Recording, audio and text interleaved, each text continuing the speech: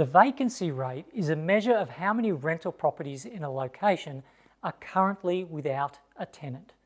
If there is strong demand from tenants to rent in a location and few rentals available, then properties will not stay vacant for very long.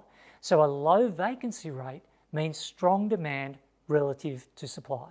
Two figures are needed to determine a vacancy rate: the number of rental properties and the number of these that are vacant. There could be a suburb with 200 properties, but maybe only 40 of those properties are rental properties. If one of those 40 rental properties is vacant, then the vacancy rate is 2.5%. That's 1 in 40.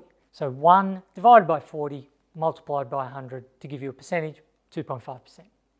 Now, a low vacancy rate means good security of cash flow for investors. If you can't survive for months without any rental income, then you really should carefully examine vacancy rates. A low vacancy rate means better net yield for the investor for a couple of reasons. Firstly, it's a measure of how likely rents in the area will rise. If vacancy rates are very low, it puts pressure on rents to rise. Tenants become more desperate and they dig deeper to secure accommodation. Secondly, sooner or later, a tenant is going to move out of your investment property. And the less time the property is vacant, the less money you're losing.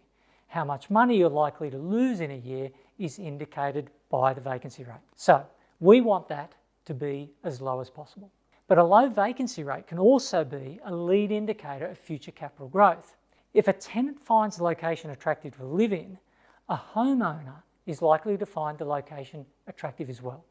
Tenants are humans too, after all. Now, getting a lease is a lot easier than getting a mortgage, and a bond is a lot less than a deposit. So tenants tend to be more agile than homeowners and investors. If a location becomes attractive to live in, tenants will move there before homeowners. They'll drive down vacancy rates, making their location also attractive for investors. So a low vacancy rate may be a lead indicator for future capital growth. Now, analysis I've done on historical vacancy rate data suggests that a vacancy rate of 2% is a market imbalance.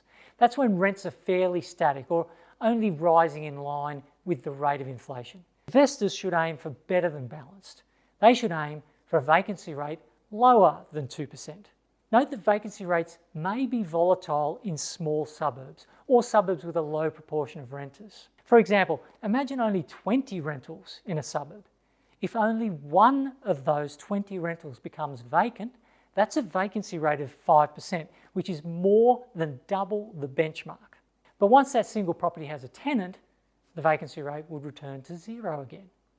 You should check an historical chart for vacancy rate to see what the average has been recently, and don't immediately scratch a suburb from consideration simply because one of its metrics values for 1 month are poor.